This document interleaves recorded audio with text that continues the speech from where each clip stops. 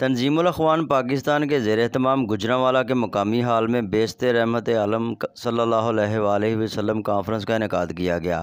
شیخ سلسلہ نقشبندیہ اویسیہ و سربراہ تنظیم الاخوان پاکستان امیر عبدالقدیر اعوان کا آمد کے موقع پر والہانہ استقبال کیا گیا۔ ان پر پھولوں کی پتیاں نچھاور کی گئیں۔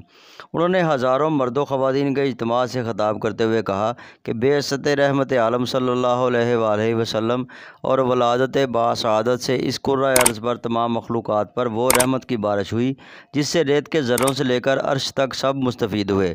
آپ صلی اللہ علیہ وآلہ وسلم پر وحی کا نزول آپ کی ولادت سے ٹھیک 40 سال بعد اس ماہ مبارک میں ہوا، جس کی نزاکت یہ ہے کہ ہماری زندگیوں کا مقصد اس میں مضمر ہے۔ ہماری انفرادی زندگی سے لے کر اجتماعی زندگی جو کہ حاکم وقت تک جاتی ہے، سب پر فرض ہو جاتا ہے کہ اپنے ہر عمل کو آپ صلی اللہ علیہ وآلہ وسلم کی اتباع میں لے آئیں۔ انہوں نے مستونگ میں ہونے والے دہشت گردی کے واقعہ کی بھی مذمت کی۔ انہوں نے کہا کہ یہ وطن عزیز لا الہ الا اللہ کے نام پر وجود میں آیا اور ہم آپ صلی اللہ علیہ وآلہ وسلم کے اسوہ حسنہ کو چھوڑ کر ذلیل و خوار ہو رہے ہیں، انصاف نہ ہونے کی وجہ سے تکلیف سے بھری زندگی گزار رہے ہیں۔ ہماری بے عملی نے اس ماہ مبارکہ کو رواجات کی نظر کر دیا ہے۔ آج سے 20-30 سال پہلے تو اس طرح کے رواجات نہ تھے دین کے نام پر، جو کہ آگے بڑھتے جا رہے ہیں۔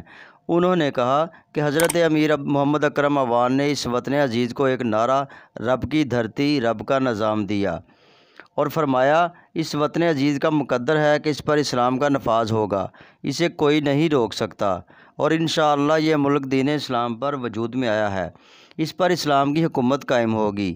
آخر میں انہوں نے ملکی سلامتی اور بقا کی اجتماعی دعا فرمائی۔ Report voice of Daska.